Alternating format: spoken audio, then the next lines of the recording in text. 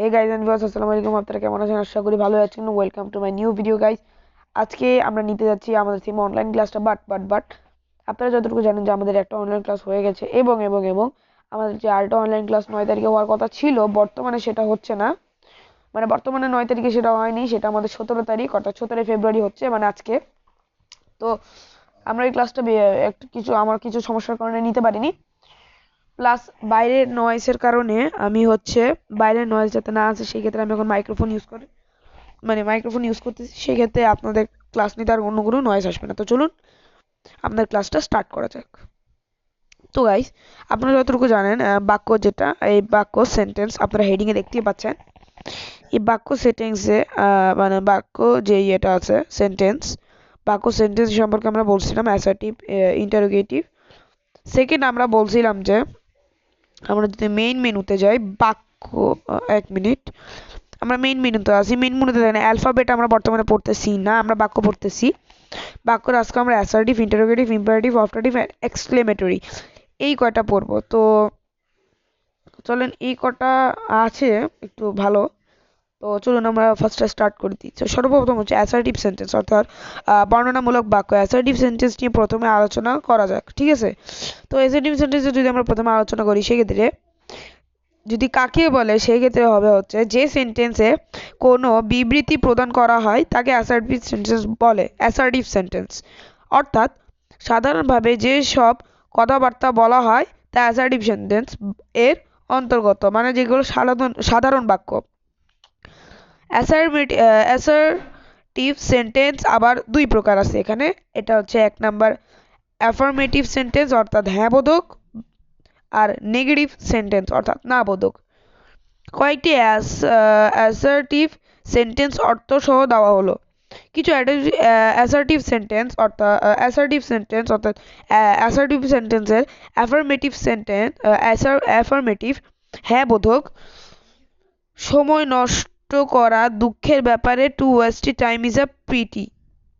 Okay, to waste time is a pity, এটা হচ্ছে হ্যাঁ বোধক বাক্যের কিছু দিয়েছে উদাহরণ।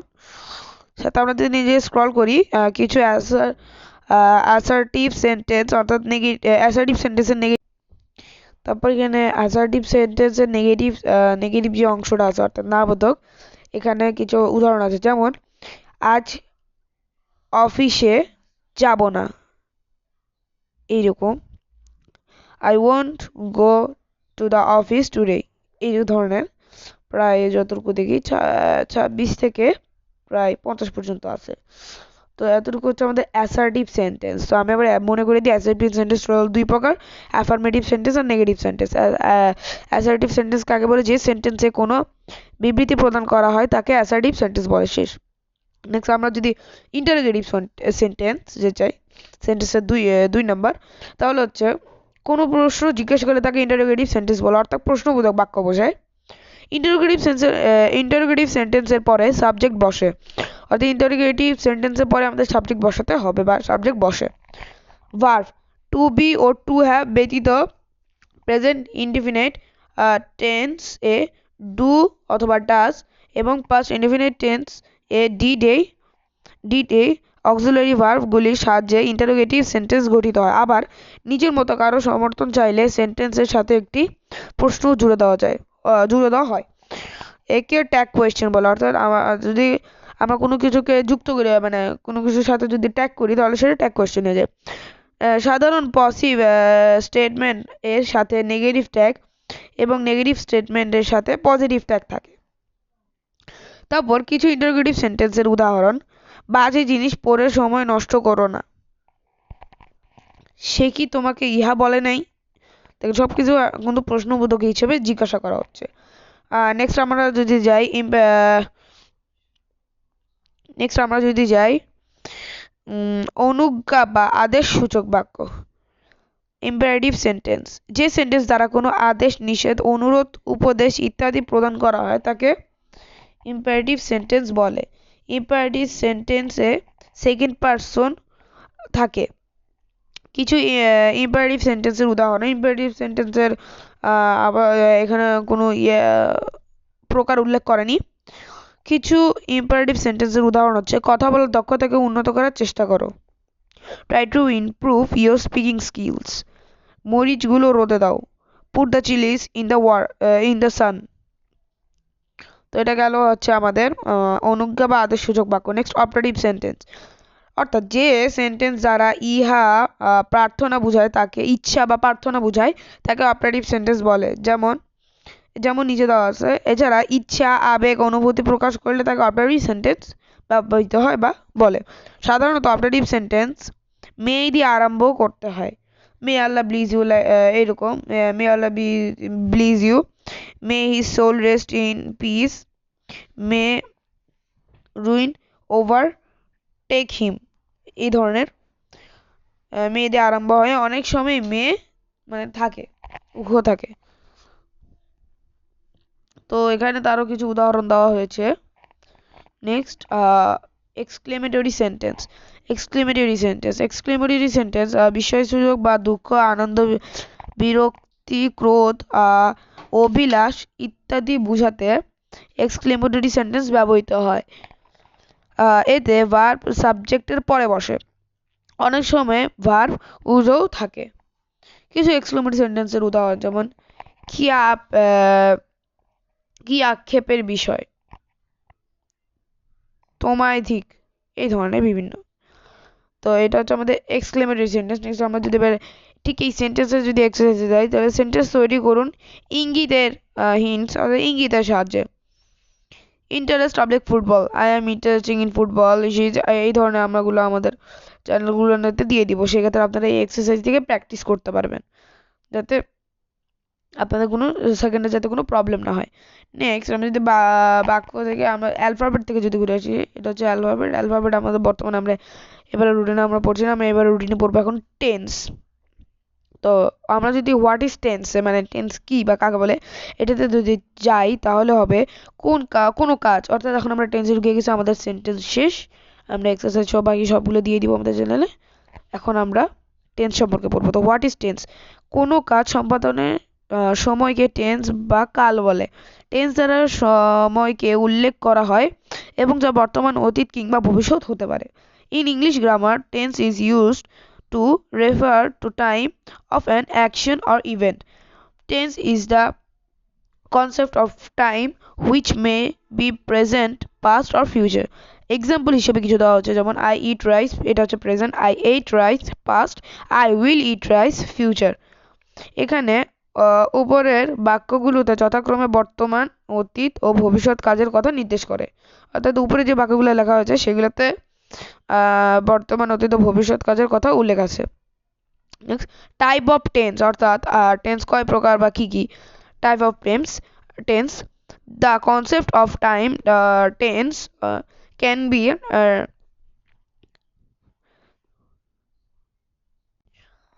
তো আমরা যেটা পড়ছিলাম একটু নয়েসের কারণে আমি মানে পড়া থেকে একটু বিভ্রান্তিকরভাবে সরে গিয়েছিলাম। তো tense can be different into 3 categories. তো সেই ক্যাটাগরিজের মধ্যে এক নম্বর হচ্ছে দ্য প্রেজেন্ট, অর্থাৎ simple present tense, what are you presently doing. Number 2 the past, what you did some time back. The future, what you will do some time later. অর্থাৎ simple present, what are you presently doing, তুমি বর্তমানে কি করছো, এটা present. তুমি পূর্বে কি করেছিলে, এটা পাস্ট। আর তুমি পরে কি করবে, সেটা হচ্ছে ফিউচার আমাদের। তো নেক্সট আমরা যদি নেক্সটে যদি যাই, এখানে লিখছে and all of this tense are divided into the following 4 categories. অর্থাৎ এই উপরের যা present, the past, the future, এই তিনটি যে ভাগ রয়েছে, এই তিনটি ভাগের আবার 4টি ভাগ রয়েছে। অর্থাৎ দ্য প্রেজেন্টের হচ্ছে 4টি ভাগ, দ্য পাস্টের 4টি ভাগ, দ্য ফিউচারের 4টি ভাগ। এখানে হচ্ছে সবগুলোনের 4টি ভাগ লিখেছে, অর্থাৎ এখানে হচ্ছে আমাদের এখানে প্রত্যেকটারই 4টা ভাগ সেম, বাট এটা প্রেজেন্ট, দ্য প্রেজেন্ট, অর্থাৎ দ্য প্রেজেন্ট। তো আমরা যেটা বলতেছিলাম, দ্য প্রেজেন্টেই হচ্ছে indefinite tense, continuous tense, perfect tense, perfect continuous tense. The পাস্টের সেম, অর্থাৎ এখানে 3টার 4টি ভাগ করা হয়েছে। মানে দ্য প্রেজেন্টে খালি যদি আমি একটা উদাহরণের মাধ্যমে আপনাদের বুঝাই, যদি উদাহরণ, তো হ্যাঁ আমি আপনাদের যদি একটা ঘটনার মাধ্যমে বোঝাই, আমি যদি আপনাদের একটু দেখাই যে এই যে টেন্স যেটা আছে, এই টেন্স থেকেই কিন্তু আমাদের এই প্রেজেন্ট, পাস্ট এবং ফিউচার এইগুলো আসছে, অর্থাৎ এই টেন্স থেকেই কিন্তু আমাদের এই তিনটা প্রকার আসছে। আচ্ছা, আমি আমি তাদের আপনাদের একটা ঘটনার মাধ্যমে বোঝাই। ধরেন টেন্স টেন্স হচ্ছে দ্য প্রেজেন্ট, দ্য পাস্ট এবং দ্য ফিউচারের হচ্ছে আপনার বাবা। তো সেই ক্ষেত্রে টেন্স তাদের বাবা, তো টেন্স একদিন কি করলো, অর্থাৎ তার বাবাটা একদিন কি করলো, আহ, মেলায় গেল। আর আপনাদের আগে থেকে একটু বলে রাখি, দ্য প্রেজেন্ট, দ্য পাস্ট এবং দ্য ফিউচারের চারটি বাচ্চা রয়েছে, প্রত্যেকজনই চারটি চারটি করে বাচ্চা রয়েছে। তো টেন্স অর্থাৎ বাচ্চাদের দাদা মেলায় গেল, সে একটা বেলুন কিনলো। বেলুন কেনার পর সে বাসায় আসলো এবং ধরেন সেটা কন্টিনিউয়াস টেন্সকে দেওয়ার জন্য কিনে আনলো, তো সে কন্টিনিউয়াস টেন্স বলে ডাক দিল। এখন আপনারা যদি একটু মানে ভালো করে চিন্তা করেন, তাহলে দেখবেন যে যদি দাদাটা কন্টিনিউয়াস টেন্স বলে ডাক দেয়, তাহলে দেখবেন দ্য প্রেজেন্টেরও কন্টিনিউয়াস টেন্স আসবে, দ্য পাস্টেরও কন্টিনিউয়াস টেন্স আসবে এবং দ্য ফিউচারে কন্টিনিউয়াস টেন্স আসবে। এই তিনজনের চলে আসে, কিন্তু দাদা তো এনেছে একটি বেলুন। সেক্ষেত্রে কি হলো, পরে তারা মারামারি করলো। হ্যাঁ, মারামারি করার পর তারা বেলুনটা ফাটিয়ে ফেলো, সেক্ষেত্রে কেউই বেলুন পেলো না। এই ক্ষেত্রে তারপর টেন্স অর্থাৎ তাদের দাদা তাদের বাবার কাছে এই ঘটনাটা বলার পর তাদের বাবারা একটা সুন্দর বুদ্ধি বের করলো। সেটা হলো কি, তাদের বাবার অর্থাৎ তাদের প্রত্যেকজনের বাবার নাম প্রত্যেকটা ক্যাটাগরিসে সামনে লাগাই দিল, অর্থাৎ present indefinite tense, present continuous, present perfect continuous, এভাবে। এবার পাস্টের নাম লাগাই দিল, সেক্ষেত্রে past indefinite, past continuous, past perfect continuous.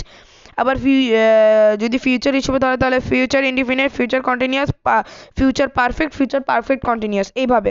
তো সেই ক্ষেত্রে এইভাবেই হচ্ছে সেটা চারটি প্রকার।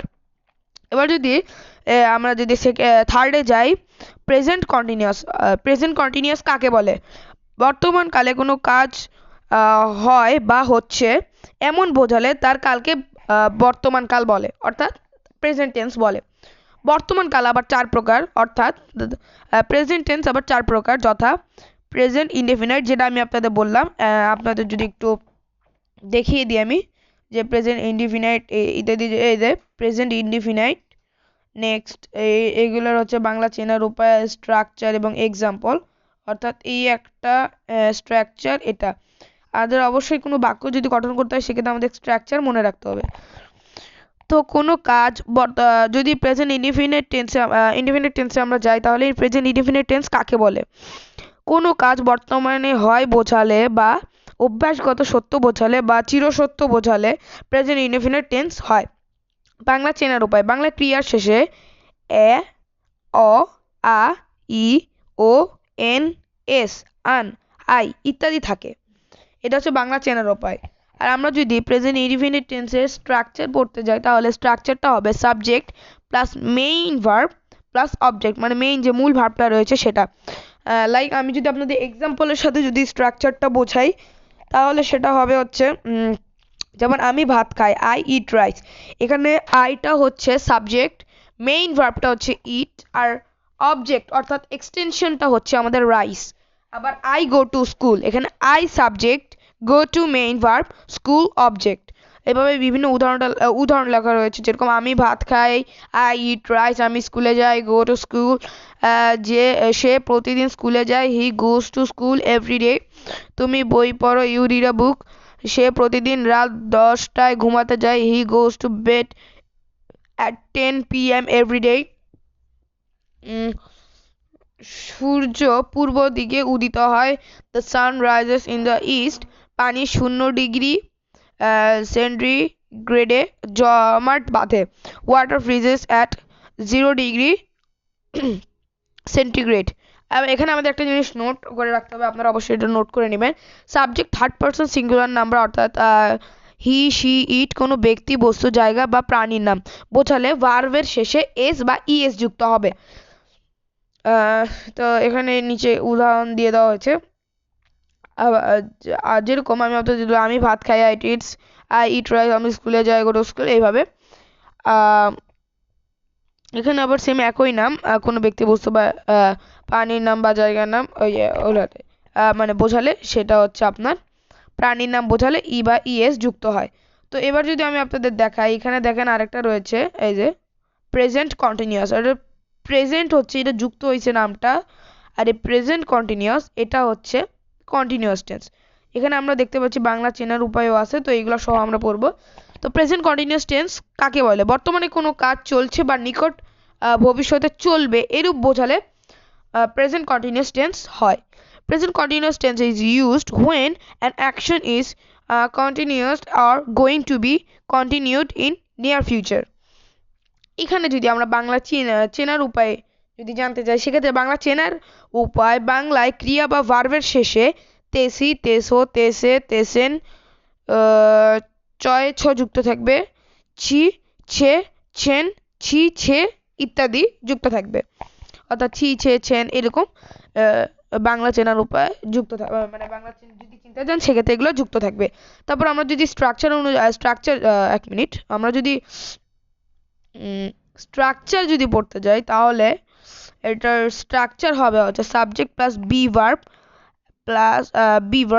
Plus number. বি ভার্ব হচ্ছে এম, ইজ, আর ইত্যাদি নাম্বার ও পার্সন অনুযায়ী বসবে। অর্থাৎ আপনারা যদি নাম্বার ও পার্সন অনুযায়ী না বসেন তাহলে বাক্যটা রাইট হবে না। অর্থাৎ আপনাদের এখানে নাম্বার প্লাস হচ্ছে এই পার্সন, অর্থাৎ এটা এবং এটা, এই দুটা জিনিস অবশ্যই মনে রাখতে হবে এবং এই দুটো অনুযায়ী আপনাদের বাক্য গঠন করতে হবে। এখানে কিছু এক্সাম্পল রয়েছে, যেমন আমি ভাত খাইতেছি। এই দেখেন আমরা বাংলা, আমি আপনাদের দেখাই দিই, দেখেন আমি ভাত খাইতেছি। ওকে, দেখেন আমরা কিন্তু বাংলা চেনার উপায়ে কি পড়ছি, আমরা বাংলা চেনার উপায় পড়েছি হচ্ছে বাংলা ক্রিয়ার শেষে তেসি। দেখেন বাংলা ক্রিয়ার শেষে তেসি রয়েছে না, আমি ভাত খাইতেছি, দেখেন মিল রয়েছে, আমি দাগ দিয়ে আপনাদের দেখিয়ে দিয়েছি। I am eating rice. এবার যদি আমি আপনাদের দেখাই আমি স্কুলে যাইতেছি, দেখেন তেসি তেসি সেম।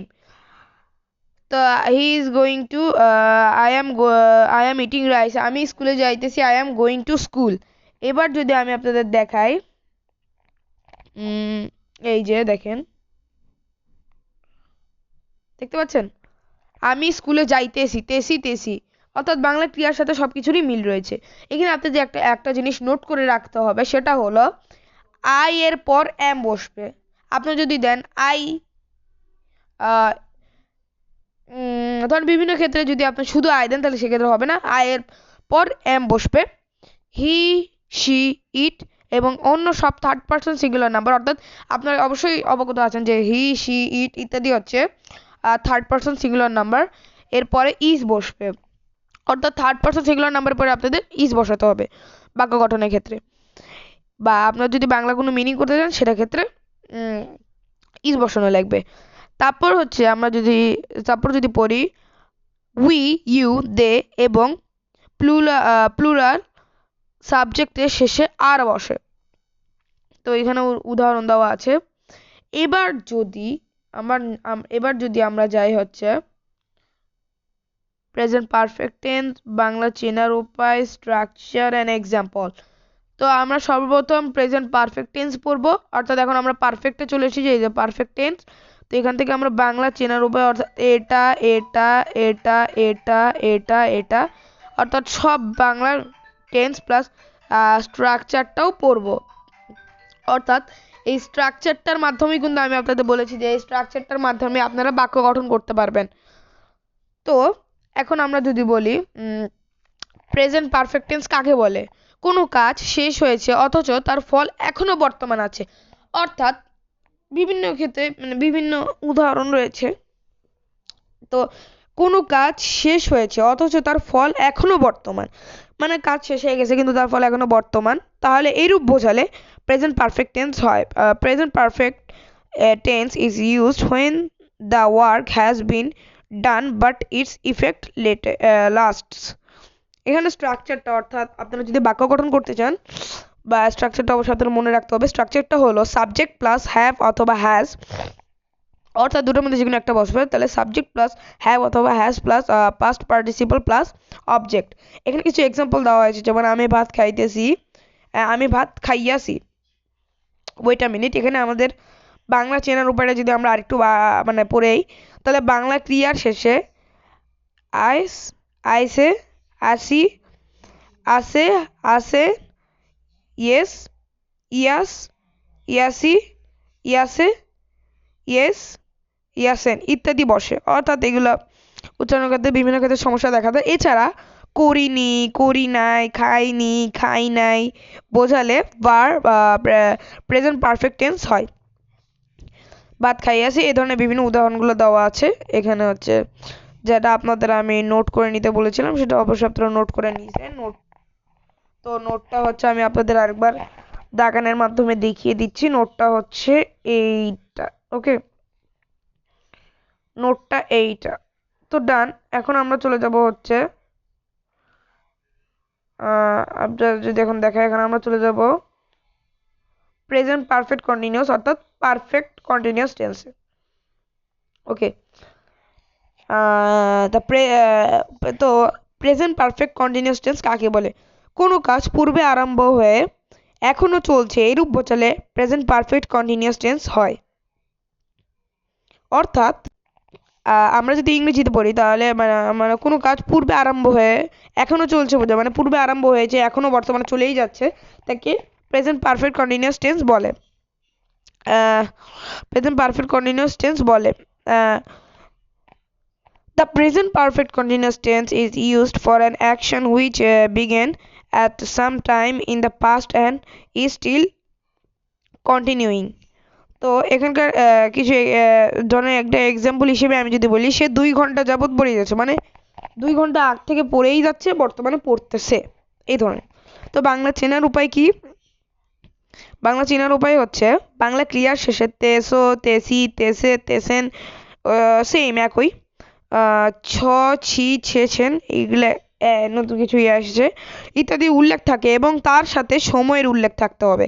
অর্থাৎ 2 ঘন্টা, 2 দিন, সকাল থেকে এখন, 3 বছর যাবৎ, এই ধরনের। তো এটা স্ট্রাকচারটা হবে সাবজেক্ট প্লাস হ্যাজ বিন বা have been plus main verb plus ING plus since plus form oblique for, মানে এখানে হচ্ছে main verb plus ING plus since অথবা ফর্ম অথবা ফর প্লাস অবজেক্ট বা এক্সটেনশন। এখানে এক্সাম্পলগুলো আপনাদের যেটা দিয়ে দিচ্ছি, এখানে আপনাদের একটা জিনিস নোট করতে হবে, subject third person singular number, he, she, it কোনো ব্যক্তি, বস্তু, জায়গা বা প্রাণীর নাম বোঝালে হ্যাজ বিন বসবে। আই, উই, ইউ, দে এবং অন্য সব প্লুরাল সাবজেক্টের শেষে হ্যাভ বিন বসবে। আরেকটা জিনিস নোট করতে হবে, এই ক্ষেত্রে সিন্স ব্যবহার হবে শুধুমাত্র পয়েন্ট অফ টাইমের ক্ষেত্রে। ওকে, তো এখানে তার কিছু উদাহরণ দিয়ে দেওয়া হয়েছে নিচে বা ইয়েতে দেওয়া হয়েছে। নেক্সট আমাদের প্রেজেন্ট টেন্স শেষ, নেক্সট আমরা পাস্ট টেন্সে চলে যাচ্ছি। পাস্ট টেন্স অতীত কোনো কাজ হয়ে গেছে এমন বোঝালে তার কালকে অতীতকাল বলে। অতীতে কাল 4 প্রকার। তো অতীতে কাল 4 প্রকার কি কি? Past indefinite tense. তো আমরা আজকে এতটুকু ভিডিও রাখছি, অর্থাৎ পাস্ট ইনডিফিনিট টেন্স। আপনাদের যদি আমি আবার একটু দেখিয়ে দিই যে আমরা আজকে শুধু পাস্ট মানে উপরেরগুলো পড়েছি এবং পাস্ট টেন্সের আমাদের বাকি সবগুলো পড়া বাকি আছে। ওকে, তো সেই ক্ষেত্রে আমরা সবগুলো পড়ে নিব। তো আজকের ভিডিও এতটুকুই। আসসালামু আলাইকুম ওয়া রাহমাতুল্লাহ। অবশ্যই যারা নতুন আছেন তারা সাবস্ক্রাইব করে দিবেন, ফলো করে দিবেন এবং যারা ভিডিওটাকে দেখছেন তারা অবশ্যই লাইক, শেয়ার, কমেন্ট করে দিবেন। বাই বাই, আসসালামু আলাইকুম।